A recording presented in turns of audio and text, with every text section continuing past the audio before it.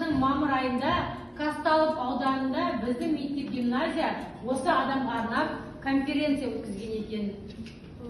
274 оқушы бұл ақынның өлеңін жарыққа біледі екен. Және оның руы кіші жүз құрамына кіретін ноғай қазақ екен. Бүгінгі тәрбие сағатымыз кімге арналады ойлайсыздар? Құмар Қараш Атамызға арналады. Өте жақсы. Олай болса бүгінгі тәрбие сағатымыздың тақырыбы ұрпағын ұлықтайды, мәңгілік ұлықтайды Құмар Қараш атамыз. Осы атамыздың бүгінгі тәрбие сағатымыз арналады. Бұл тәрбие сағатында біздер білеміз бе? Білеміз. Бұл кім?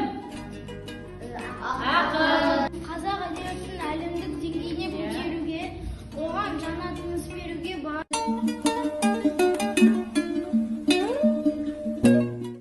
Телефон номерлері. Енді осы тақырыпқа сіздерді анығырақ, толықтырақ түсіндіру үшін арнайы біздің қонағымыз бар.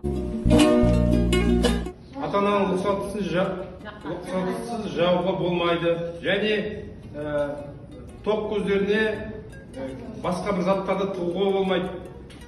Алихан, жедел жәрдем полиция қызметін тауып беріңіз. Полиция қызметінің номері 102. Бәрекелді.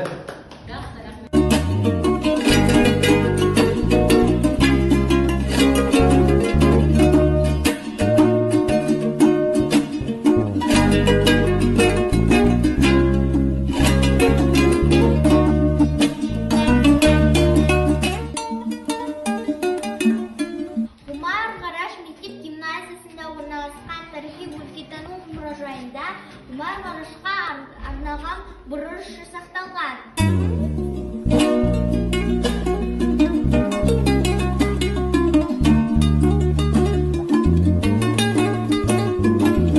Жұрт болған көреміз бе? Сары жолға бастаушыға ереміз бе? Ақ жүректі шын ерлерге сенеміз бе? Таза қанды кірсіз жанды қазақ жұрты өз алдына ел болған көреміз бе?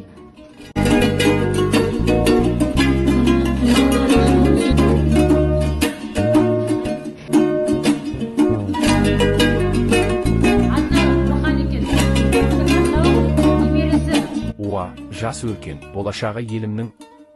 Ғылымды сүй, білімге ұмтыл. Тек шындықты ту ет, адал бол. Ұлтыңның ұлы бол, жұртыңның тірегі бол.